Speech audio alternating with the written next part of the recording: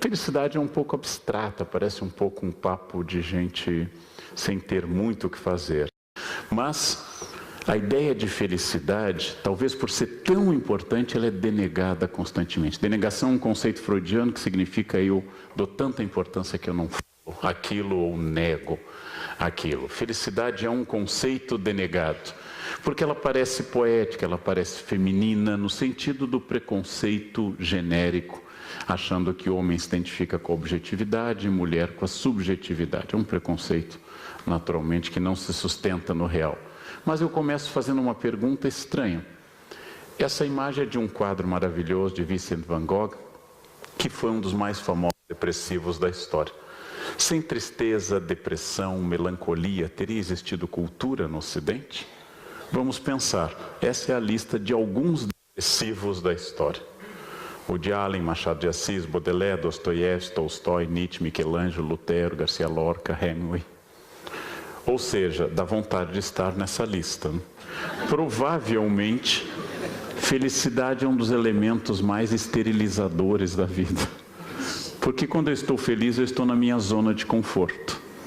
Isto é o que torna, em geral, a questão do casamento tão estável, né? Porque você entra numa zona de conforto, uma zona que não tem desafio. Eu já disse várias vezes, e repito, acho a ideia interessante, que o único grande erro da Igreja Católica foi, para afastar os padres do sexo, impedir o casamento. A única coisa que afasta do sexo é o casamento. É a única descoberta que produz isso. Você passa a usar moletom, passa a chamar a mulher de mãe, aí é a morte. Porque não dá para deitar com a mãe, né? Não dá para... Então, você passa ao supermercado de moletom e passa a usar croque. Aí é o fim de toda a civilização. O bom do casamento é que você beija na testa e foca na carreira. Foca na carreira. Todo mundo tem que casar, senão fica pensando nisso o dia todo. O dia todo. O casamento foca na carreira. Essas pessoas... Como? Tá picando? Vamos substituir. Aqui. Importante não picar.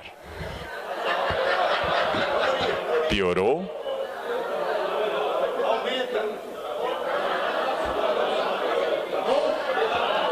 Democracia é uma merda. Não? É uma merda esse negócio. Com o perdão da expressão fecenina. Deu. Vamos lá. Viu? Por isso tem tanta gente com saudade da ditadura. Vamos. Tá bem para todo mundo agora? Ok. A depressão ela é produtiva para as pessoas. A melancolia, a tristeza faz as pessoas se dedicarem às coisas. Incômodo, ou usando a metáfora clássica, o grão de areia que faz a ostra produzir a pérola. Sem o grão de areia, a maior parte das pessoas é apenas ostra. É aquilo que Freud chamou de uma ferida narcísica, que explica que tanta gente asmática, como Che Guevara, Marcel Proust, tantos artistas gays, todas as pessoas que tinham uma ferida narcísica produzem mais do que a média, porque estimula mais a você sair do seu senso comum. A pergunta óbvia é, teria existido civilização sem Prozac? Se Van Gogh tivesse sido tratado por um psiquiatra, não pintaria 2 a 3 quadros por dia, angustiado com a sua solidão? Se isso teria ocorrido, difícil dizer. Só para pegar uma comparação, enquanto o Brasil foi uma ditadura, enquanto se bateu e se matou artista, enquanto se fez censura, nós tínhamos músicas do porte da Elis Regina cantando o Bêbado e o Equilibrista. E aí veio a democracia, aí veio a abertura, veio a liberdade. Aí nós temos Calypso, aí nós temos uma outra referência musical, né? Quem gosta não se acuse que não pega bem, não pega bem. É uma coisa curiosa se vocês imaginarem que o casamento é em essência um fenômeno feminino. É a mulher que pensa no casamento, ela que organiza a festa, ela que decide todos os detalhes da igreja. Eu tenho uma experiência desde a minha juventude, eu tocava em casamentos para sobreviver durante a graduação.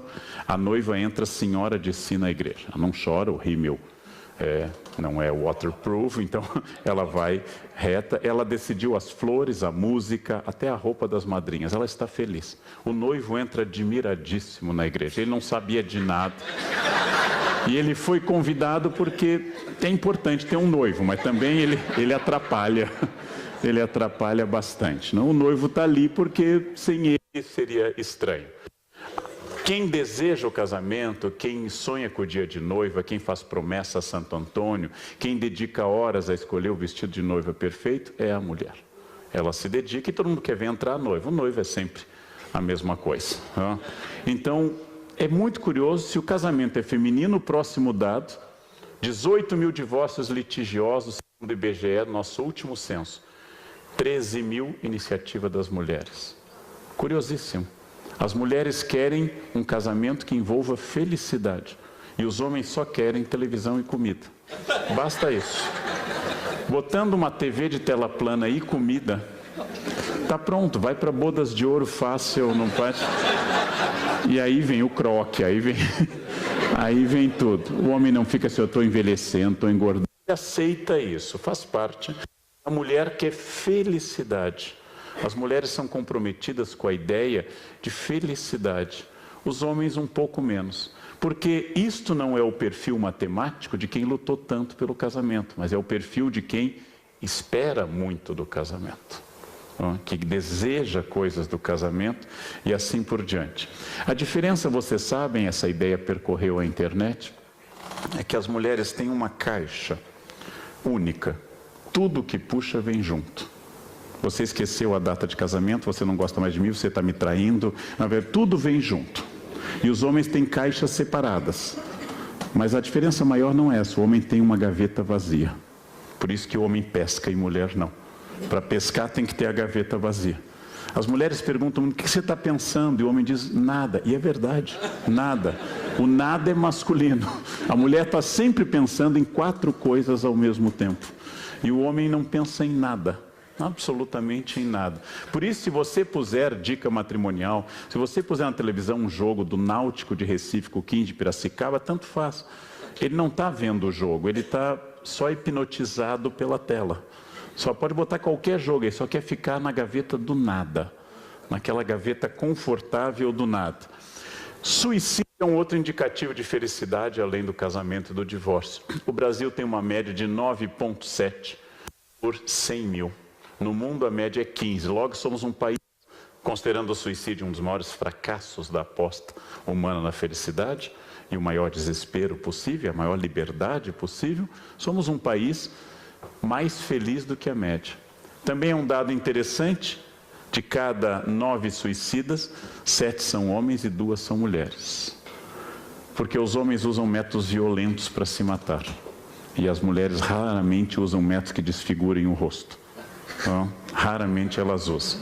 O homem dá um tiro na testa ou no palato. As mulheres tomam um melhoral infantil, fecham tudo e dizem, eu vou me matar, né? E se deitam com overdose de acetil salicílico. Essa aí melhora a circulação sanguínea, faz tudo. A Argentina se mata quase o dobro do que nós, o Japão chega a quase 50 por 100 mil. O Japão é um país rico, sem problemas étnicos e de violência. A Suécia, 18, os Estados Unidos, 22, o Haiti, 0 suicídios por 100 mil. Hipótese A. Diante das dificuldades extremas do país e mais terremotos, etc., os haitianos não se matam, porque a natureza já faz isso. Hipótese B. O país está tão desorganizado que não há registros confiáveis para isso. Também é uma hipótese possível. Bem, a fonte é a ONU e este é um sintoma curioso, porque o suicídio é a maior resposta que eu posso dar de falência da esperança. Alguém que suicida, preconceito absoluto para judeus, islâmicos e cristãos, alguém que suicida fracassou na esperança. Peguem um caso conhecido, um dos maiores intelectuais da Áustria, Stefan Zweig, escritor de obras impressionantes, perseguido pelo nazismo pela sua ascendência judaica, foge para o Brasil. Chegando ao Brasil, Dão a ele uma casa em Petrópolis. Ele fugiu da barbárie, fugiu do horror nazista. Aqui foi recebido com a esposa, com louros e festas. Se instalou em Petrópolis numa casa com vista para a Serra do Mar. Descreveu que havia tucanos e araras no jardim. Chegou à paz e aí se matou junto com a mulher. Muito curioso, não tem uma explicação lógica. É um pouco de estresse pós-traumático. É um pouco da memória da barbárie que ele viveu. Agora que a vida dele começava, ele inclusive deixou um livro chamado Brasil, País do Futuro. Amou o país que o recebeu e poucos meses depois da chegada, se matou junto com a mulher em Petrópolis. A memória da barbárie. É o caso também o caso oposto, nosso ex-vice-presidente, que tendo um câncer grave, se submeteu a quase 20 cirurgias. E a cada cirurgia ele saía do hospital dizendo que ia conseguir. Já tinham cortado 200 metros do intestino dele. Ele dizia, nós vamos conseguir, eu estou bem, a próxima. Voltava para o hospital e dizia que ia conseguir. E nunca fraquejou no otimismo. Stefan Zweig, que não tinha mais motivo, se matou. Alencar, que não tinha mais motivo para viver, porque é doloroso o processo de quimioterapia, se agarrou à vida como uma craca à costa do navio. E sempre otimista. Não sei se foi isso que o matou. Não sei se... Você está no hospital mal, vem Lula e Dilma. Difícil. Talvez tenha sido isso que apressou o passamento do Alencar. Vocês sabem que José, para os católicos, é o padroeiro da Boa Morte, porque ele morreu acompanhado de Jesus e Nossa Senhora. Seu dia 19 de março é o dia da Boa Morte, dia de São José, é o último dia para chover no Nordeste, se não tem seca. E este é o oposto a São José, né? Como eu disse esses dias na cultura, que discutiam por que o crucifixo está no Congresso, se o Brasil não tem religião oficial. Eu disse, o drama é daquele crucifixo, né? Porque Jesus foi crucificado entre 2 ladrões. Né? E nós temos 513 deputados. Isso é pegar para Cristo, né? É pegar pesado. Se eu fosse uma pessoa muito religiosa, eu pediria para tirar o crucifixo do Congresso. Porque o meu símbolo de fé eu não gostaria que estivesse lá. Porque é um insulto a qualquer fé haver um elemento religioso lá. Num dos maiores filmes de todos os tempos, Orson Welles faz essa pergunta. É um homem, o Cidadão Kane, é um dos maiores filmes da história dos Estados Unidos, considerado o clássico dos clássicos. O Cidadão Kane é um homem multimilionário com uma esposa belíssima e faz essa pergunta, o que me falta? Porque ele é entediado. E quando ele morre no meio da sua mansão maravilhosa, este homem só diz a frase Rosebud, que depois se descobre que é o trenó da sua infância, que ele perdeu. Ele teve tudo, ele queria só o trenó da infância. O fato de que os ricos não são notavelmente menos inclinados ao suicídio demonstra que, se é verdade que o dinheiro é um elemento importante, ele não tem sido suficiente para explicar o amor à vida. Aliás, rico em geral é ligeiramente melancólico e entediado. A alegria é própria de pobre. Gargalhada, alegria, gente que fala alto, isso é próprio de pobre. Rico sorri discretamente. Rico sorri discretamente. É próprio do rico uma discrição, inclusive em termos de rico, é muito discreto, as pessoas, coitado, pobre se atira no caixão, abraça o caixão e demonstra esse seu desespero.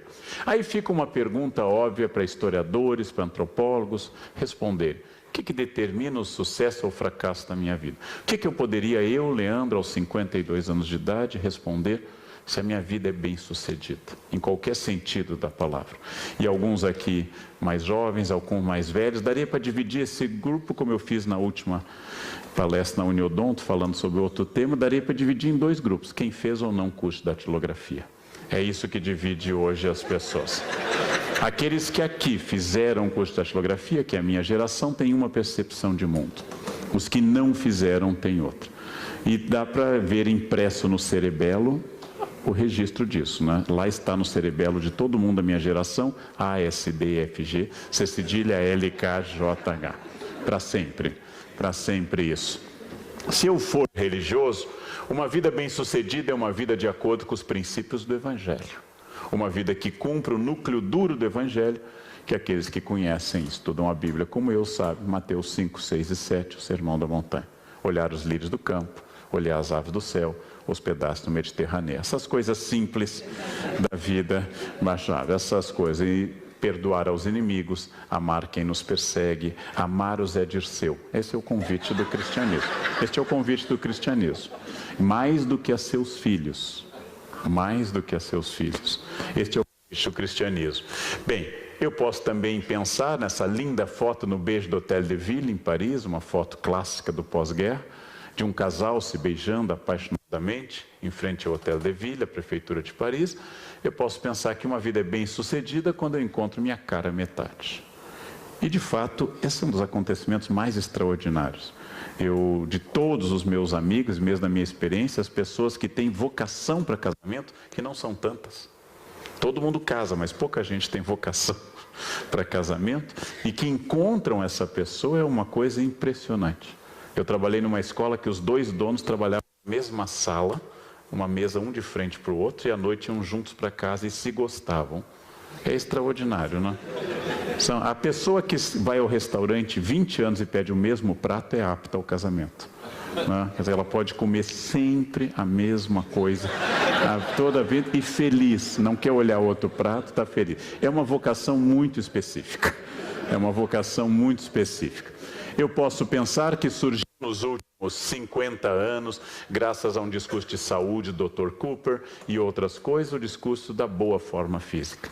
Não existia antes. Uma mulher que casasse há 50 anos, a gente podia engordar à vontade, porque a fila parou, ela está casada, ela triunfou, não morrerá solteirona, está garantido o marido. E hoje, agora falar só para os mulheres, minha amiga, está difícil.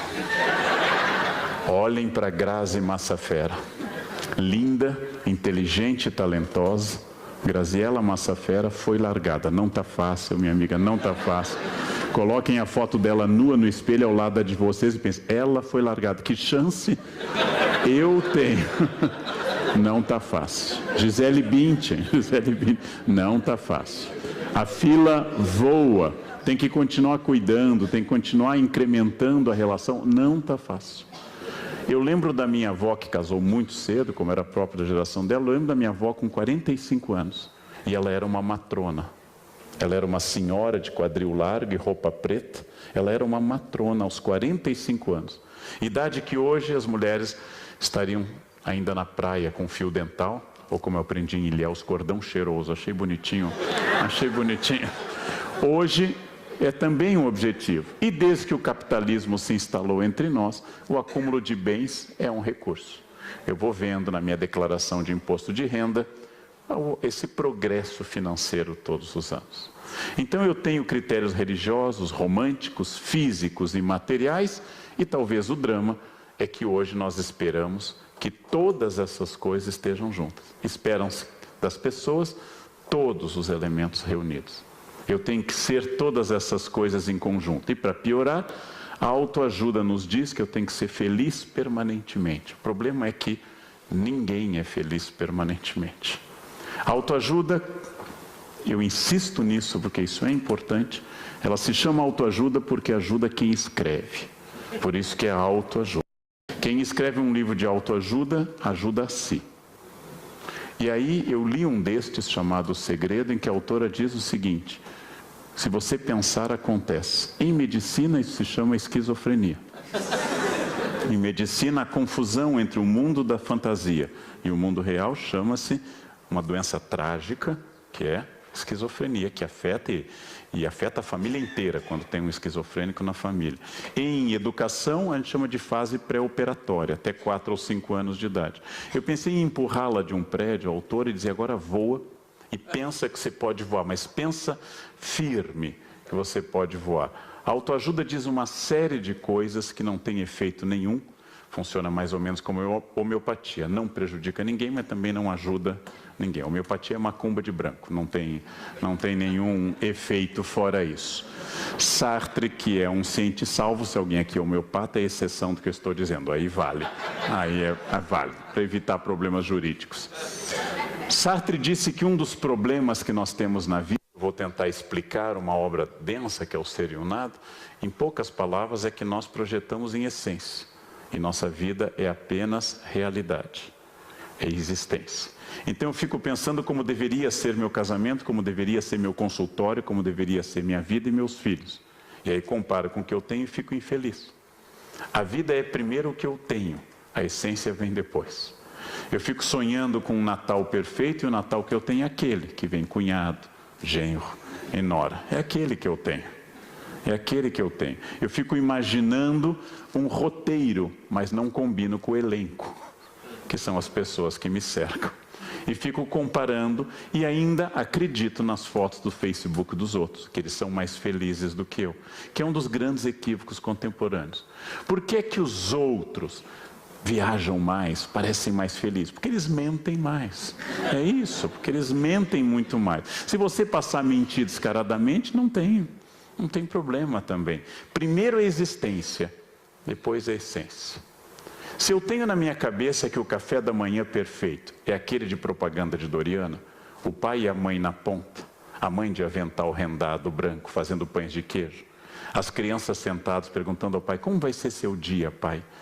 E a mãe estimulando a menina: hoje é sua prova, nós vamos torcer. Se eu tenho essa ideia na cabeça, a minha família é infeliz, porque na minha casa cada um toma café num horário. E as pessoas jovens não têm fome de manhã. É sinal de idade ter fome de manhã. Vocês já notaram, né? É sinal de idade. Acordar com aquela fome, querendo comer qualquer coisa. E os jovens vão ter fome no meio da manhã. Saem de casa com aquela cara de tédio absoluto e sem fome. Sartre nos dá um conselho. Primeiro a existência, depois a essência. A minha família pode ser não aquela que está nos roteiros, mas a que eu tenho. Este é um dado que ele sintetizou numa frase que eu adoro. Não importa o que a vida fez de você, mas o que você fez com o que a vida fez de você. A vida inteira eu ouvi os senhores, que é importante dizer isso nesse início de outubro, numa crise tão grande no país. Se vocês estão aqui, se os senhores chegaram a este ponto, estar sentados aqui, os senhores ralaram muito. Foram muitas noites acordadas. Foi muito sacrifício, foi muito esforço, foi muito sábado dedicado a fazer coisas, enquanto outros estavam se divertindo. E os senhores devem ouvir o que eu ouço, que eu tenho sorte. Eu escuto muito isso. Nossa, você tem um jeito para a língua, o jeito se chama glúteos máximos. Sentar na cadeira e começar a decorar verbo irregular. Sábado à tarde, domingo à tarde, depois de 3 anos dominar uma língua. Esse é o meu jeito. Esta é a minha habilidade. Nossa, você tem uma sorte. A minha sorte é acordar 4h30 da manhã todos os dias. Hoje 3h30, porque eu vou em Guarulhos. Era 5 e pouco. Então essa é a minha sorte. A minha sorte é imensa. Mas se eu não lutar por ela diariamente, tá? Toda vez que eu tenho uma habilidade, as pessoas acham que é sorte. Eu peguei uma série de questões que eu recebi e tentei transformá-las. Este é o grande segredo das coisas. A vida muda muito. Eu não vou citar o nome desse senhor, porque isso é Voldemort, que a gente citar, ele aparece, ele não pode ser invocado. Podemos chamá-lo como o interior do Nordeste chama a morte Caetana. Vamos chamá-lo de Caetana. À esquerda dos senhores está um jovem idealista e inteligente, apesar de não tê-lo conhecido, e gostaria muito de morrer sem tê-lo conhecido, sem chegar a conhecê-lo, e eu afirmo que este homem é muito inteligente. A inteligência não anda de mãos dadas com o caráter. O demônio era o mais astuto de todos os anjos. À esquerda está um homem idealista e inteligente que podia ter feito uma carreira sólida, e ele decidiu ser líder estudantil num período perigoso do Brasil para ser líder estudantil. E ele era cheio de idealismo. E sofreu privações, apesar de vir de uma família de classe média, privações intensas em nome do seu ideal. 40 anos depois, este homem é um dos homens mais importantes do Brasil. E 15 anos depois, está condenado por 2 instâncias jurídicas e virou a besta fera do país. A vida muda muito. A vida muda muito. O que é que o velho Voldemort hoje diria ao jovem que está em cima do carro agitando uma manifestação de estudantes? Que conselhos vocês dariam ao jovem que vocês foram? se vocês pudessem ter um bate-papo com vocês logo após a aprovação no vestibular. Ou talvez um pouco antes da inscrição no vestibular. Que conselhos vocês dariam? Eu, quando fui fazer o vestibular, me estimularam a fazer direito, porque meu pai era advogado e político. E eu tinha 17 anos, eu não podia fazer porque o meu pai era. Eu não queria seguir meu pai porque eu precisava ser alguém diferente. Se não fosse isso, eu teria feito direito, apesar de ser felicíssimo com a história. Sou feliz com a minha profissão. Mas nossa vida tem essas mudanças, esses acidentes, e esta mesma pessoa em dois aspectos com essa mudança tão grande. Aquilo que na obra do Goethe, Fausto, é a pergunta do demônio ao Dr. Fausto. O que te faz feliz?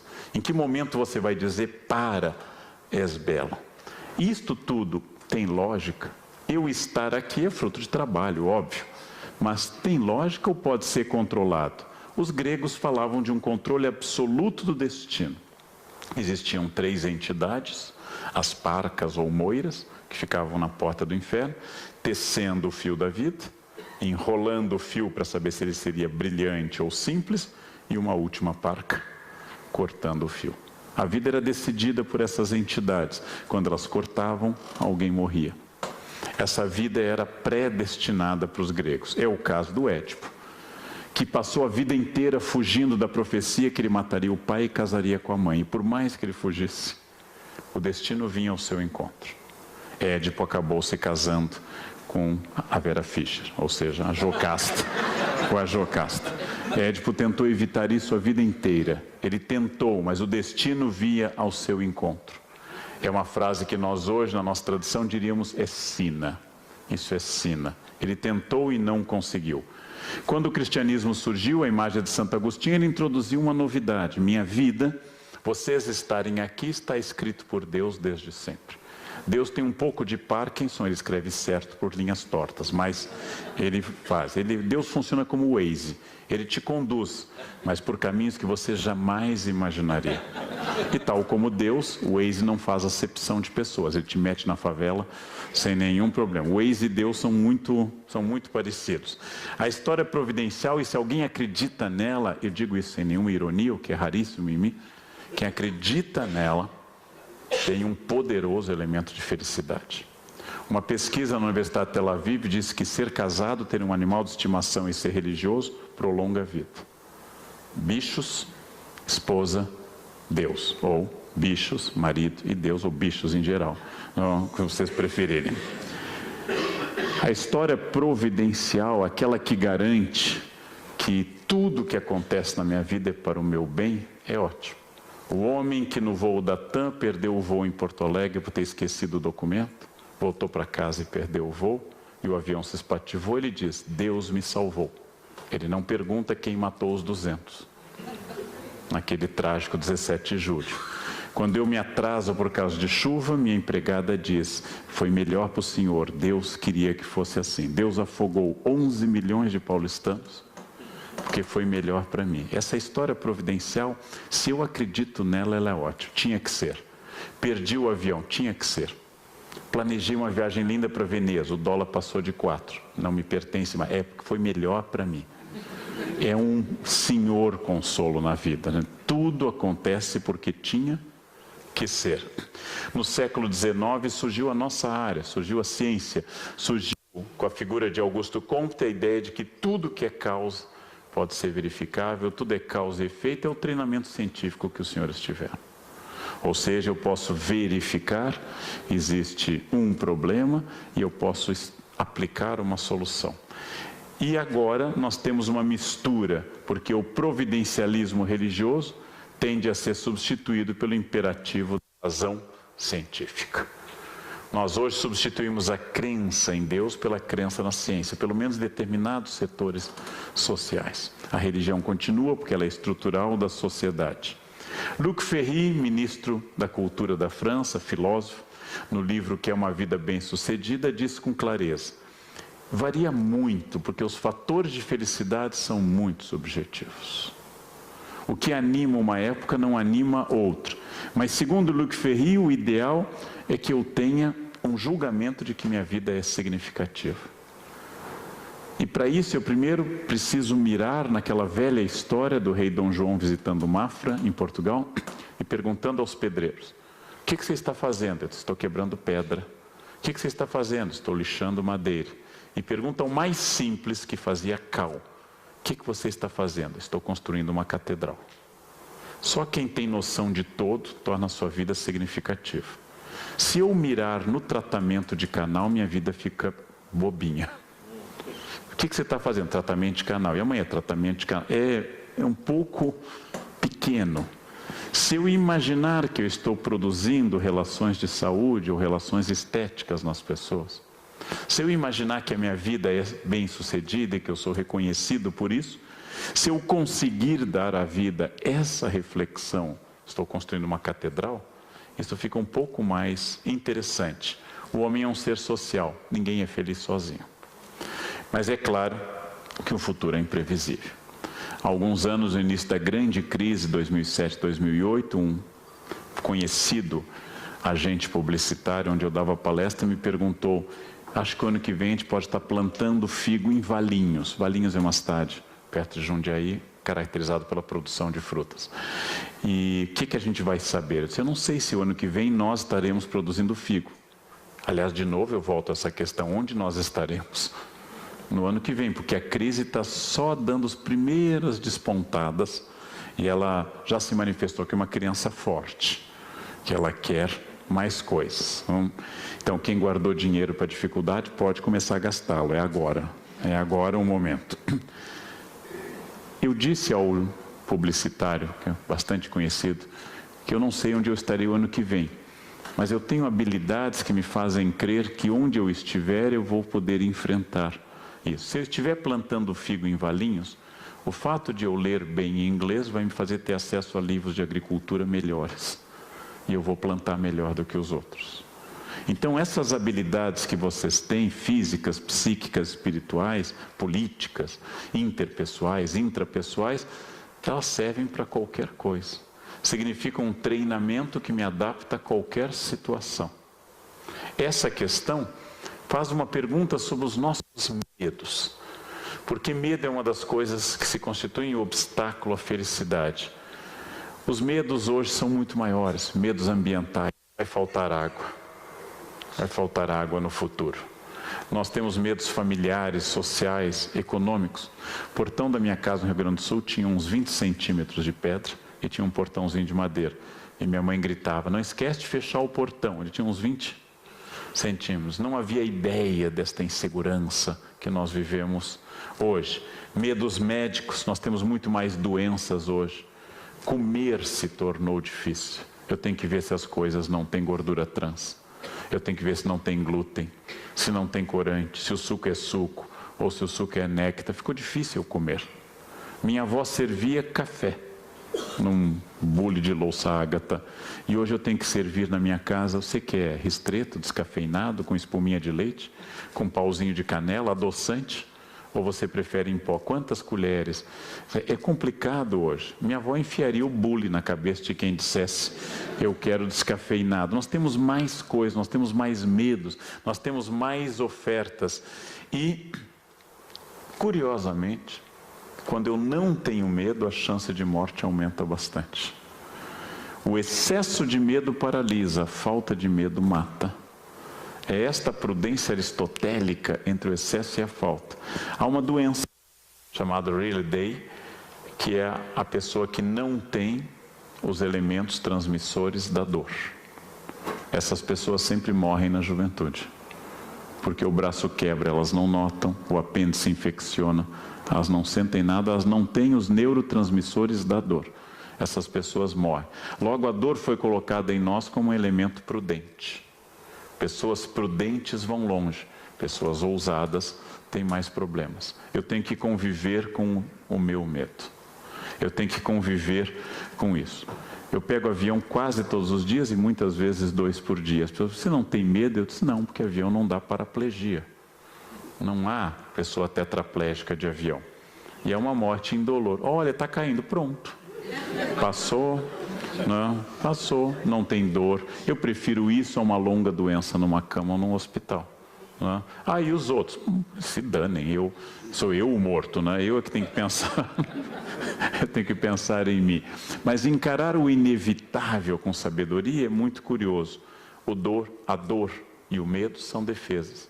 Eu tenho que encará-los com muita clareza. O medo do envelhecimento, o medo da diminuição da capacidade física, o susto que a gente leva. Eu há 3 anos passei a usar óculos e é assustador, porque 6 meses depois eu não conseguia ler mais nada, e 3 anos depois eu não acho nem o óculos que eu preciso para isso, e tive que fazer 7 óculos na minha casa para espalhá-lo, porque o saci pega o óculos, os óculos desaparecem, e eu me recuso à cordinha, porque eu acho que envelhece. A cordinha parece coisa de bom, mas vou precisar dela em breve. Quanto mais eu tenho medo, é provável que mais eu preze as coisas. O medo que eu tenho de dano aos meus filhos é um sinal de amor, e ele deve ser visto assim. Deve ser um sinal claro de quanto é importante para mim. Um grande poeta chileno, Pablo Neruda, falando sobre o conquistador da América, Hernán Cortés, dizia que ele era um homem mau, porque Cortés não tinha nem pueblo, ele não tinha origem, ele não tinha família. Quem não tem família não tem valor a defender. E por família não estou entendendo quem não é casado, quem não tem pai, mãe, parentes, amigos, quem não tem este núcleo ao redor que lhe dá vergonha, inclusive, que lhe dá medo de errar. E isto é que torna a vida importante. Os estoicos, filósofos gregos e romanos, especialmente essa imagem do imperador Marco Aurélio, nos deram uma pista. Eu tenho que decidir pela indiferença diante da desgraça. Prefixo de negação, pathos, sentimentos. Eu tenho que decidir pela apatheia. Os estoicos colocaram isso. Marco Aurélio, no capítulo 2 do seu livro Meditações, nos dá o conselho para todo dia de manhã. Eu vou encontrar hoje um indiscreto, um ingrato, um insolente, um invejoso. E eles são meus parentes, do mesmo sangue que eu, humanos como eu.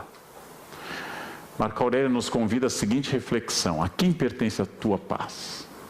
De quem é a tua tranquilidade de espírito? É do outro ou é tua? Porque se for tua, ninguém te tira. Mas se for do outro, ele tira a todo instante. Alguém cortou a minha frente. Se eu me irrito, a paz pertence ao outro. A paz está no capô do meu carro. Quem quiser pegar, leva. Quem pode me irritar? Quem pode me ofender? No trânsito eu escuto 2 coisas basicamente em São Paulo. Referências a uma vida duvidosa moral da minha mãe e dúvidas sobre minha preferência sexual. São basicamente as 2 coisas que eu escuto. Então vamos a uma reflexão sobre os 2, não sei se no Nordeste é a mesma coisa, ou no Norte, são os xingamentos mais comuns. Bem, agora com as marginais de São Paulo a 50 para xingar, sair do carro e andando do lado e xingar e voltar para o carro. Vamos imaginar, e eu vou usar o recurso a esse xingamento. Se alguém chama minha mãe de prostituta, vou usar essa palavra um pouco mais suave, não é essa que se usa em São Paulo. Eu tenho que avaliar. Minha mãe era uma prostituta? Tudo que eu sei indica que não. Seu rosto sério nas fotos, uma aparente falta de felicidade. Eu acho que ela era fiel. Estava sempre azeda, com a cara... Eu acho que minha mãe, pela renda que ela desenvolveu ao longo da vida, acho que ela não fazia essa coisa de garota de informática, ou seja, de programa. Logo, minha mãe não é uma prostituta. Hipótese B, minha mãe é. Aí eu tenho que dizer a quem xinga: você conheceu mamãe? Você frequentou nossa casa? Que época que foi, né? Eu lembro tanta gente que ou minha mãe era ou não era. Nos 2 casos, qual é a ofensa? Minha mãe não é, logo você está mentindo, ela não é. Minha mãe é, logo você está dizendo a verdade, e eu tenho que reclamar da minha mãe e não de você. A outra opção, seu viado, 2 hipóteses.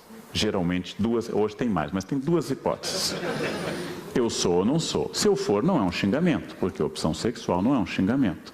Eu posso dizer à pessoa: sou, você me conhece, mas eu estava olhando a fronha, eu não lembrei muito do seu rosto. Pronto, posso dizer isso. E pronto, está feito. Ou não sou. Logo, aquilo não me atinge. Quem pode me ofender? Só um tipo de pessoa. Aquela que diz uma coisa com a qual eu concordo. Então, quem está se ofendendo sou eu. Quem está se ofendendo sou eu. se eu concordar. Eu vou voltar aos budistas, mas eu aprendi o ano passado no Butão, com um monge, uma frase muito boa. Eu fui ao Butão com um grupo e o monge disse: a ofensa é uma brasa que você atira na pessoa para queimá-la. A ofensa é um fogo na mão que você quer queimar a pessoa o máximo possível. E talvez você consiga. Mas em 100% dos casos você queima a sua mão. A ofensa talvez atinja, mas em 100% dos casos ela queima a sua mão. É você o primeiro a embarcar nessa energia da ofensa. Então eu tenho que decidir quem pode me ofender. Se alguém passa na rua e grita careca, o que eu vou dizer? Que bom você ver tanta gente que é cega no mundo, né? Quando você vê. Alguém me chama de velho. É uma questão de comparação. Comparado com quem? Com a Rainha Elizabeth? Eu estou deixando as fraldas ainda. A Rainha Elizabeth é uma Highlander, né? Ela vai para sempre. Alguém me chama de qualquer coisa e eu tenho que pensar comparativamente. Quem pode me ofender? Unicamente a quem eu der este poder. Por isso que a ofensa é um fracasso pessoal. Se eu me abalei por completo, a ofensa é uma característica que eu permiti que o outro me ofendesse. Os estoicos mandam a gente não se alterar diante das coisas que sejam desimportantes. Eu acrescentaria o que o imperador Marco Aurélio não disse. Há poucas brigas muito importantes na vida, existem, mas são muito poucas. As outras são todas irrelevantes. Dia 3 de julho eu comprei um carro novo, vinha guardando dinheiro, queria um carro melhor, cheguei àquela fase que eu preciso. Carro, tatuagem, essas coisas que a gente precisa depois dos 50. Então comprei um carro, tatuagem não tive coragem, mas comprei um carro melhor. Dia 3 de julho, dia 5, um táxi bateu no meu carro com força. O carro ainda estava com cheiro de novo. O táxi bateu e fugiu. Eu poderia ter ido atrás. Seria Velozes e Furiosos 35. Eu fiquei muito sentido. Doeu. Doeu em mim, mais do que no carro. Doeu em mim. Porém, se eu percorresse o táxi atrás, à noite em São Paulo, eu ia transformar um problema difícil, que eu resolvi mandando trocar a porta, num problema que talvez envolvesse danos muito maiores. Eu decidi ficar e não correr. É uma decisão de sabedoria. Quando eu consigo essas decisões, e não é sempre, eu fico muito feliz. Eu me orgulho, depois de 33 anos de magistério, de nunca ter batido num aluno. Nem aqueles que mereceriam, os que querem, os que até melhorariam com um bom tabefe, mas nunca bati. Nunca bati. E dei aula 20 anos para adolescente. Imagino. Vocês não imaginam. É preciso uma grande dose de psicologia e noções fortes de veterinária. Noções fortes de veterinária. O budismo diz que toda raiva e todo medo são ilusões do meu eu. Como é que ele passou na minha frente na fila? Meu eu está gritando. Meu eu está à tona. E que este medo me prende à roda da reencarnação. E que quando vem alguém difícil, essa pessoa está ali para queimar karma. Alguns queimam em 3º grau, né? Mas está ali para queimar karma. Toda vez que eu embarco no avião, é um procedimento budista para eu queimar karma. As pessoas decidem procurar o documento quando estão na frente do funcionário. Onde foi que eu coloquei? Estão na fila e a resolução da ANAC já foi dita 35 vezes. E está todo mundo mostrando o documento. Então elas embarcam. Então elas entram no raio-x. E o raio-x tem que tirar antes. Esqueci o celular. Estão sempre na minha frente. Quando alguém está com 2 crianças de colo chorando, eu não sei onde está. Será do meu lado, não se preocupe. Sempre é do meu lado. Eu tenho um imã, né? E aí, toca. Aí pegam a passagem, entram no avião até metade. O meu é 2A. E voltam contra a Piracema que tá avançando pelo avião, né? Isto, gente, todos os dias ao longo de anos, pega. Isso pega. Essa chatice para mim é como uma cistite, pingando permanentemente. E aí a pessoa senta do meu lado, como hoje, de madrugada, e começa a contar a vida dela. Eu atraio isso, né? Eu estou indo, o voo que eu fiz para Salvador ia para Petrolina. Eu estou indo para Petrolina porque a minha irmã vai ter um filho. Bom, e o que eu tenho com isso?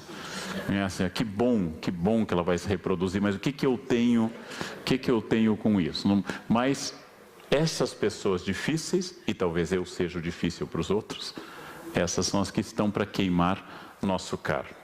O cristianismo diz com clareza: esse mundo é um vale de lágrimas, não adianta apostar muito nele. Paulo diz: se Deus é por mim, quem pode contra mim? De novo eu volto à ideia que uma religião sólida e compartilhada internamente é um poderoso elemento de felicidade. Eu não tenho dúvida disso. A solução religiosa está contida nessa oração que os alcoólatras anônimos gostam de fazer. É uma das orações do Zaha. Senhor, dai-me forças para mudar o que for possível, coragem para enfrentar o que eu não posso mudar e sabedoria para distinguir as duas coisas. Essa é uma oração dos alcoólatras anônimos e traduz uma sabedoria de vida muito específica. Jó, que é um dos mais bonitos livros do Antigo Testamento, tinha 10 filhos, era riquíssimo e no prazo de poucos dias perdeu tudo. E sempre disse: Deus dá, Deus tira, bendito seja o nome do Senhor. É a paciência de Jó. Primeiro perdeu os 10 filhos num único encontro, depois perdeu todos os seus bens, depois foi atacado de uma pereba de pele violenta. A Bíblia só fala que ele raspava a pele com um caco de telha para tirar as feridas. E ainda teve que aguentar a reclamação da mulher e de 3 amigos. Aí é forte. Está lá para baixo e vem uma mulher dizer: eu te avisei, eu falei que você devia ter feito cópia dessa chave assim, o tempo todo. E Jó resistiu. Jó é o modelo do religioso. Deus dá, Deus tira, bendito seja o nome do Senhor.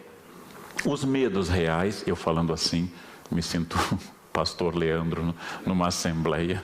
Não é isso. Os medos reais também são medos imaginários. Vocês devem lembrar que há 15 anos o mundo ia acabar no ano 2000. No ano 2000 as contas iam ser zeradas, os aviões iam cair, porque tudo ia acabar. Por que existem estes medos? A gripe suína que esvaziou a cidade do México, a gripe suína foi muito menos do que falaram, mas ela fez um benefício enorme aos produtores de álcool gel. Álcool gel era aquele produto que só se vendia para a mãe de primeiro filho. A partir do segundo, limpa o bico na casa e mete, né? O segundo já é criado com a vitamina da sujeira, mas o primeiro é desinfetado, fervido, etc. O álcool gel disparou no mercado. Passou o medo da gripe suína também. Álcool gel voltou a ter problema. Mas por que este medo? Porque a melhor coisa para controlar uma pessoa é o medo. As gerações anteriores usaram abertamente isso com as crianças. Minha avó dizia: eu vou te dar para o homem do saco. Era um que passava na rua, um mendigo, ele ia dar para o homem dos... Não tinha trauma naquela época, né? Criança era chantilly, bate que cresce, não tinha trauma naquela época. Aliás, eu fui criado sem a ideia de bullying, tinha que correr mesmo, não tinha bullying. Tinha que correr ou fazer uma gangue mais forte, não tinha bullying naquela época, não tinha trauma, não tinha serviço de orientação e você nunca tinha razão. Você nunca tinha razão, então você tinha que se virar. O medo é uma base de controle. Não? O medo é uma base de controle. Não? Ou, como dizia minha mãe, como eixo pedagógico da vida dela, tudo que começa com eu é problema seu. Não? Eu estou doente, esse é um problema seu. Mãe tem um monstro debaixo da cama, não convida para jantar que só tem 4 bifes. Então, essa política direta de fazer isso. Há uma linha que Aristóteles falou na sua ética, muito difícil, entre a coragem e a imprudência. E a prudência e a covardia. Levar todas as brigas a sério é imprudente. Não levar nenhuma a sério é covardia. Ficar brigando no trânsito, brigando por horários e coisas, é imprudência. Eu estou tentando abrir mão de uma formação que me faz sofrer hoje, que é a minha preocupação com horários. Ou eu mudo, ou eu vou morrer neurótico. Porque as pessoas não têm essa mesma preocupação. Eu preciso me adaptar ao mundo. Aqui à esquerda vocês têm Galileu Galilei, que chamado pela Inquisição para dizer: você disse isso? Ele negociou: não disse. Galileu é um homem que morreu de velhice. Alzheimer é uma doença que mata quem tem muita prudência. E à direita, Giordano Bruno, que bateu o pé e disse: eu disse, e foi queimado. Os jovens audaciosos costumam morrer mais cedo. Eu já defendi no último encontro de vocês que o que cura Alzheimer é pururuca, leitão, muita fritura, Porque se vocês comerem todos os dias um porquinho na banha, vocês não chegarão à idade de ter Alzheimer. Lá pelos 35 no máximo terão um fulminante AVC e morrerão no apogeu. Degeneração, osteoporose, tudo isso deriva de hábitos saudáveis. O que causa Alzheimer é verdura, exercício, natação, então meditação provoca degeneração macular do cristalino. Para morrer jovem e feliz e gordo, vocês têm que comer à vontade. Aproveitem isso. Neste filme maravilhoso, O Pianista, do Polanski, ele fala de um pianista real, que é o da esquerda, de um homem que, ao invés de falar como a lista de Schindler dos heróis sobreviventes do horror do Holocausto, é um homem que negociou de todas as formas para permanecer vivo. É um homem que fez de tudo para sobreviver. É um homem que se cuidou para chegar ao fim da guerra e conseguiu. E esta talvez seja a noção mais difícil de passar em filosofia. Eu só me torno um homem adulto, uma mulher adulta, quando eu entendo que toda escolha implica perda. Que se eu opto pela comida farta, se eu opto pelos doces abundantes, eu opto pela perda da boa forma física. E aproveito o gosto da comida. Se eu opto por uma endívia por mês, né, e correr e nadar bastante, eu opto pela alegria da boa forma física e fico na tristeza da falta de comida. Eu posso optar por comer muito, depois me arrepender e correr muito. Eu tenho várias opções intermediárias. Se eu opto por casar, eu tenho muitos benefícios no casamento, mas eu estou abrindo mão de muitas outras coisas. Se eu opto por trabalhar como um louco dia e noite, final de semana, minha conta bancária vai ser feliz, minha vida familiar vai decair. Isso é também uma escolha. Se eu opto por ficar com a minha família muito mais tempo e trabalhar menos e viajar mais, eu opto por uma conta bancária menor. Toda escolha implica perda. E eu tenho que ter hombridade para aceitar essa perda. A maioria das pessoas que me incomodam é que elas querem as duas coisas ao mesmo tempo. Elas querem comer bem, têm boa forma física. Eu não aguento os amigos e as amigas, eu não como nada e estou engordando. É tireoide. Eu tenho tireoide. Quase todo mundo tem tireoide. Quem não extraiu tem tireoide, né? Não existe maneira de engordar sem comer na espécie humana. Basta olhar uma foto, um campo de concentração. Tem gente com tireoide, gente sem, tem gente com ossos pesados, metabolismo lento. Todo mundo está magro. É só cortar comida que emagrece. Uns mais rápido, outros menos. E tem um magro de ruim, a gente sabe disso. Tem um magro de ruim. Mas, em geral, isso passa com a idade. Isso passa com a idade. É uma opção. Eu opto por A ou por B. É uma opção, inclusive, ética na vida. Toda escolha implica perda. Se eu opto por uma coisa, eu estou abrindo mão do que eu não escolhi. Isto é fundamental. Isto é um ponto de maturidade para as pessoas. Schopenhauer disse que ele é muito pessimista, ele disse que nós só temos um consolo nessa vida. Diz que nós somos, no livro Parerga e Paralipomeno, nós somos ovelhas. E o único consolo da ovelha é quando o lobo come do lado. Ai, não fui eu ainda. Por isso que a gente fala tanto da doença depois de uma idade, dos outros em particular. Fulano morreu de câncer, né? A gente fala com pena, mas feliz porque não foi a gente. É isso que Schopenhauer diz, que a nossa única alegria é a desgraça alheia. É claro que hoje em dia o medo parece realista e a coragem parece juvenil. Eu diria que a coragem precisa ser muito refinada para ser aplicada ao que realmente é importante. E há um momento na vida que talvez atinja a maioria que está me ouvindo e atinja a mim com certeza, que é o momento que você já passou as grandes escolhas da vida. A maioria dos senhores aqui já se estabeleceu na sua vida. Já estabeleceu sua profissão com esforço.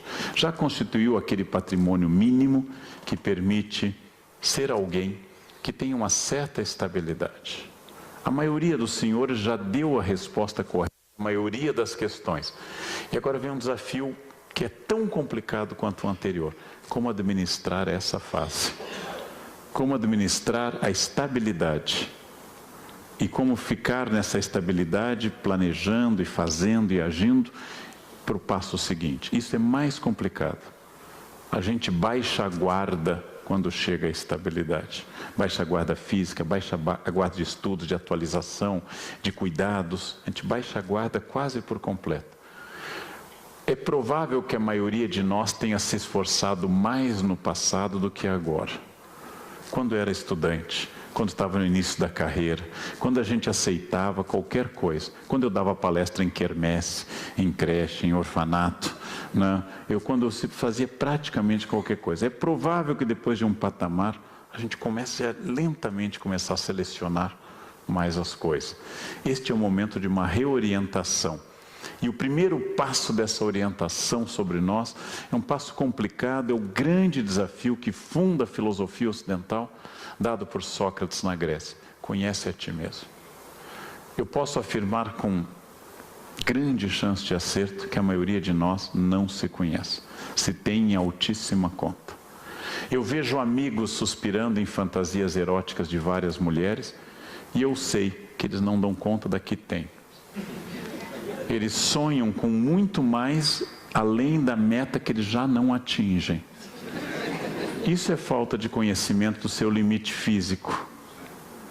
Eu encontrei uma colega de graduação no Rio Grande do Sul. Os gaúchos são de um caráter direto que até eu me desacostumei. Nós não nos víamos desde a graduação. Eu me formei com 19 anos, ela me viu com 50 e me diz: nossa, como tu envelheceste, cara. Uma delicadeza a toda parte. Eu respondi já como paulista a ela. Disse: não, você continua mesmo. Pensei, a mesma vaca, a mesma de tudo. Mas aí vem o conhecimento de si. Por que pode me ofender ela dizer o óbvio? Eu envelheci, é óbvio. Mas é o fato de que ela se assustou comigo, como eu me assustei com ela. Porque ao ver um amigo de graduação, você pensa: será que eu estou assim? Será que eu também estou assim acabadaço? Porque o espelho me mente. É tradicional eu encontrar com pais, a gente em reuniões de pais, quando dava aula no ensino médio, e os pais terem uma descrição dos filhos que não condizem nada com o que é aquela criança. Eu sou um professor experiente que sabe que nota não tem nenhuma relação com inteligência. Nota é resultado de uma adaptação do aluno ao sistema de avaliação. Alunos inteligentes às vezes vão mal e alunos muito medíocres são muito esforçados. Se distingue essas coisas. Eu tinha um aluno realmente fraco, realmente medíocre, realmente com dificuldade, comigo e com os colegas.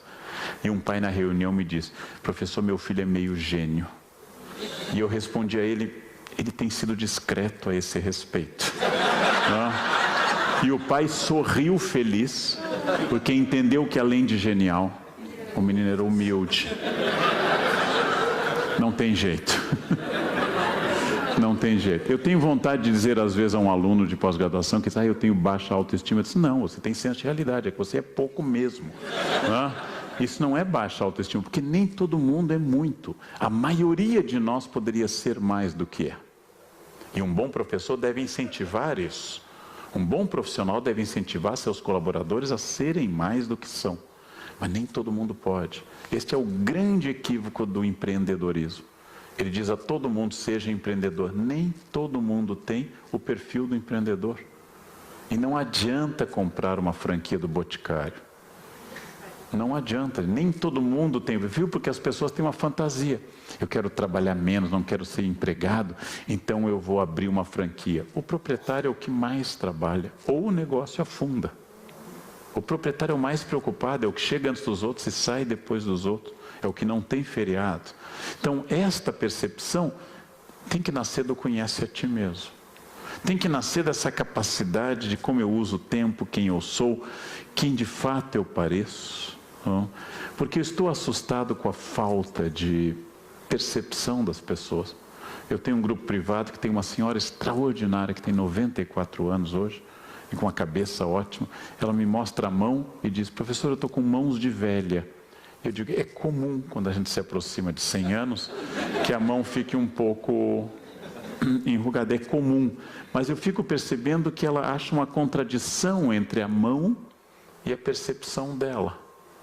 É interessante isso. Você acha que eu estou um pouco gorda? É uma pergunta que vem com a resposta, não? É óbvio, senão vocês vão saber. Então é isso. Conhecer a si, conhecer meus valores, conhecer o que eu gosto, conhecer o que eu faço, conhecer o que eu tenho de fato interesse, parar de falar de valores da juventude. Eu sou capaz de ler 3 livros por semana. Pare e avalie quantos livros você leu no último mês. Não no período de prova da faculdade há 30 anos. Avalie quanto você está lendo por semana. Não para ler mais ou menos, mas ter noção de quem você é. Fisicamente, materialmente. Tanta gente está endividada no Brasil hoje, que simplesmente tem uma noção de dinheiro irreal. E uma noção de gasto irreal. Então, as pessoas estão mal e trocam o celular muito acima do seu valor social, quando elas deveriam cortar gastos. Então, este é o grande desafio de juntar A com B, de olhar-se com dureza às vezes. Para isso nós precisamos daqueles semi-amigos, aquelas pessoas que não são os inimigos, mas também não gostam tanto da gente, que são os que dizem a verdade. Para isso não basta a opinião da mãe. A opinião da mãe quase nunca basta para avaliar quem eu sou. E aprender de cada fase este valor. Aprender um desafio que é muito difícil, que é o desafio de envelhecer com proveito. Sabendo que de fato o corpo vai dando mostras de problemas. Aquelas pequenas Heloísas, Helenas, aqueles radicais livres, começam a entrar dentro da gente e não saem mais. E a gente precisa começar a refletir sobre prioridades. Nós ganhamos percepção. Minha cabeça é a cabeça mais equilibrada que eu jamais tive. Mas ela está dentro de um corpo que não é o melhor corpo que eu já tive. Eu tenho mais renda hoje do que eu tinha aos 18 anos. Mas muito menos vontade de aproveitá-la. Porque aos 18, com um pouquinho de dinheiro, minha vida estava feita. Hoje eu preciso de muito dinheiro e é um sacrifício. É um sacrifício. Eu já fui para a Europa sem reserva de hotel. Hoje eu não vou até a esquina sem reserva. Essa ousadia, eu tenho que aprender que em cada época havia um valor. Eu ficava em qualquer espelunca para viajar na juventude. Hoje eu sou exigente com os hotéis. Não gosto daquele hotel com travesseiro de esfoliação suave, que você deita e amanhece renovado na epiderme, né? Porque deixou ali quase um tratamento de peeling depois que você deita, né? Aquele chuveiro estalactite que pinga uma gotinha. Essa exigência é porque eu fiquei mais chato, mas também eu aproveito mais as coisas. Não preciso mais fazer 30 cidades em 30 dias.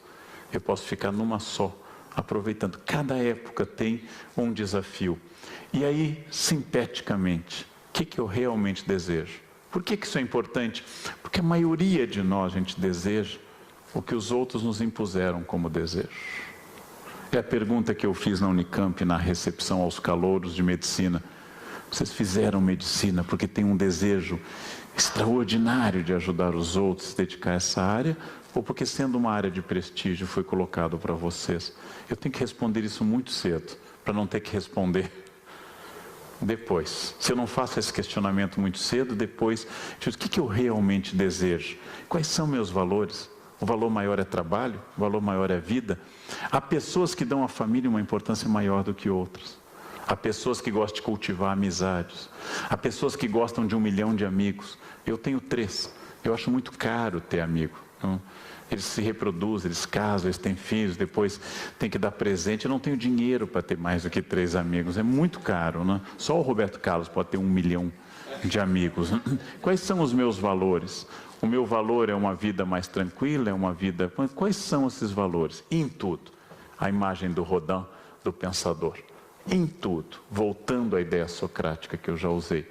Conhecimento de si. Se eu puser claramente esse método, de que eu preciso me conhecer, quem sou eu, qual a minha energia, qual era a minha energia e qual ela é hoje, qual é a minha capacidade, quais são meus valores, eu vou dar um salto extraordinário. E o maior desafio, este é o que eu me empenhei há anos e ainda não consegui, mas vou conseguir, é o controle do eu. Ou seja, eu saber controlar a mim. O homem que vence a si é um homem vitorioso. Não adianta vencer o mundo sem vencer a si. O controle do eu é fundamental. O controle do eu vai de capacidade de controlar o que eu bebo, até a capacidade de controlar o que eu gasto, até a capacidade de controlar todas as coisas, inclusive controlar a raiva. Este controle me torna senhor de mim e eu supero, enfim, aquelas bobagens que nos enfiaram de destino, karma, tradição, genética, que cada vez me irritam mais. Ah, Leandro, você fala muito. Também você é de aquário, né? Signo de ar. Ar fala muito. Né? Fulano é muito poupada, touro. Touro é, nossa, super... Essas ideias de destino, de karma. Eu tenho sangue alemão, por isso eu sou pontual. Sangue, gente, é A, B e O, só. Não tem sangue italiano. Ele fala com as mãos, é sangue italiano. Isso passou pelo sangue. O que passa pelo sangue, gente, infelizmente é hepatite.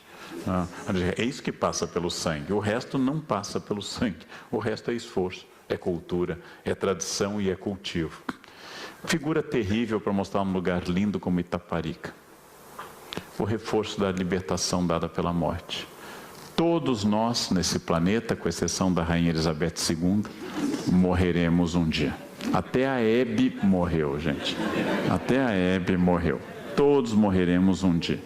Os cemitérios estão cheios de pessoas indispensáveis, que eram arrimos de família, gênios da criação. O reforço do caráter libertador da morte é que não há prêmio. Todos vão para o mesmo lugar. Logo, eu tenho que centrar apenas numa coisa, na vida. Se eu tivesse a seguinte ideia, quem for bom não morre, eu teria a seguinte ideia, então vou me esforçar para isso. Os bons morrerão e os maus também. Os otimistas terão câncer. As pessoas estão dizendo isso que até me irrita um pouco, que fulano era amarga e teve um tumor. Madre de Calcutá teve câncer.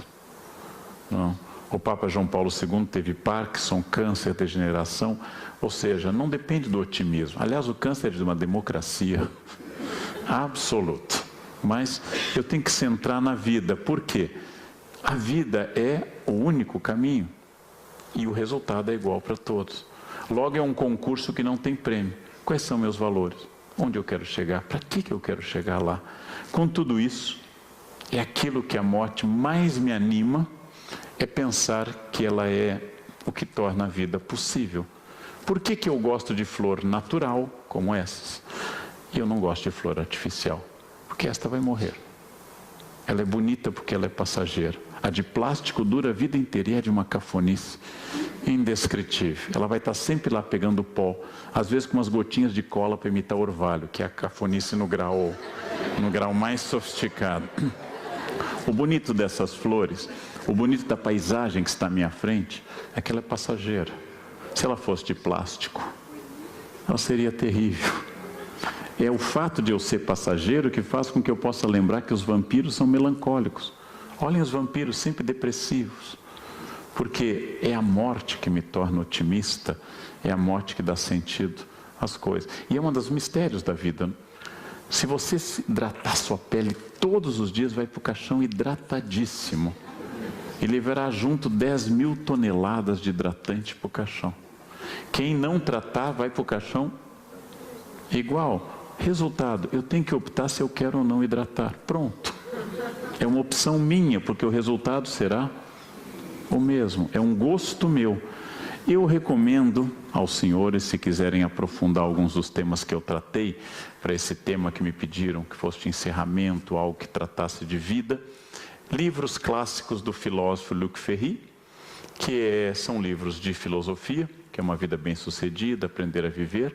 Não são tão fáceis como possam parecer. Precisa ter uma certa energia. São livros muito bons, mas não são complexos, mas não são tão... A resposta é a seguinte: você leu Paulo Coelho e gostou, não leiam estes. Este é o critério. Porque às vezes alguém me pergunta, eu vou gostar de Praga? Eu pergunto, você gostou de Miami? Adorei. Então não, você não vai gostar de Praga. São coisas diferentes. São coisas diferentes. E não vamos mais nem a Praga, nem a Miami, então tanto faz. E também o filósofo e sociólogo Zygmunt Bauman, Com Medo Líquido. O livro do meu colega de café filosófico e de bancada de TV Cultura, Luiz Felipe Pondé, Contra um Mundo Melhor. o livro bíblico de Jó e Schopenhauer, As Dores do Mundo. As Dores do Mundo, eu preciso advertir, que é um livro de fácil leitura, mas não é para ser tomado quem está mexendo com lítio nesse momento. Quem está alterando a dose do lítio deve evitar essa bibliografia, porque ele é down, o livro é pesado. Então, se você está mexendo naquela dosezinha do antidepressivo, não é o momento. Aí você deve ler Paul Rabbit, você deve ler Paulo Coelho, é mais prudente, põe mais para cima. Com tudo isso, gente, eu queria encerrar pensando exatamente aquilo que eu tratei ao longo deste período. Como eu tenho certa idade, eu tenho a estabilidade diante da crise. Meus alunos disseram, essa não é a pior crise que o Brasil já passou? Eu disse, veja, estamos com 9% de inflação ao ano. Em 1989, na verdade, último mês do governo Sarney, 83,8% ao mês. O desemprego já foi 2 vezes maior do que hoje. Então, de fato, nós estamos numa crise material muito grande que vai nos obrigar a uma reorientação muito grande. Estamos diante de uma crise ética sem precedentes no país. O apodrecimento das estruturas, mas a democracia respondendo bem a isso, porque só estamos investigando porque temos uma Polícia Federal autônoma e um Judiciário autônomo, coisa que não havia antes. Isso me anima que estamos nesse momento lancetando o furúnculo. E o primeiro momento não é agradável. Isso nos obriga a essa experiência de refletir sobre ética em todos os campos. Para não fazer naturalmente nenhum dos senhores, mas algum colega pelo Brasil, que tratando dos dentes da pessoa por 1 hora e reclamando da Dilma, ao final pergunta se a pessoa quer recibo. É esta falta de percepção da cadeia alimentar que vai da base à pirâmide, do plâncton à orca seria a Dilma, mas não é uma metáfora ao tamanho, mas seria essa cadeia alimentar da pessoa que anda na contramão, estaciona na vaga de idoso ou de deficiente, que sonega imposto de renda e diz, este governo não presta. Este governo foi eleito, não tomou o poder à força. Este governo está lá porque muitas pessoas se identificaram com isso. Então, é pelo mesmo caminho democrático que a gente restaura essa questão da dignidade. O momento de crise é um momento de repensar valores e eu sinto com clareza, semana passada eu tive a oportunidade de dar palestra em Brasília para presidentes de empresas estatais. Olha onde eu fui e com qual objetivo. Presidente da Petrobras, Eletronorte, Eletrobras, Banco Central, foi no auditório do Banco Central. E eu pensei naqueles funcionários, em todos nós que trabalhamos, o Brasil é maior do que o seu governo. O governo passa, o Brasil é maior do que o seu governo. E o Brasil existe, porque gente como vocês e como eu acorda cedo, trabalha e faz, e corre atrás, e briga com fornecedores, e negocia preços, e reclama, e cobra do cliente.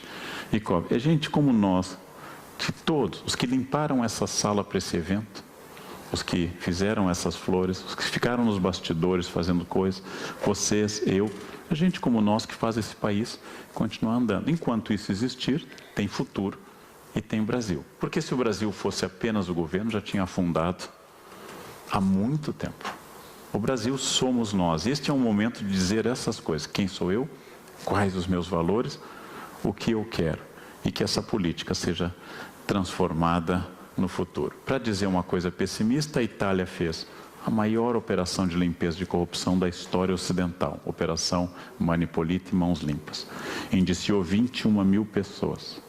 Prendeu senadores, prendeu ministros, prendeu juízes, promotores, e ao final de uma lavagem moral de norte a sul, elegeu o Berlusconi, que foi um dos mais notáveis políticos problemáticos. Ou seja, o preço da liberdade é a eterna vigilância.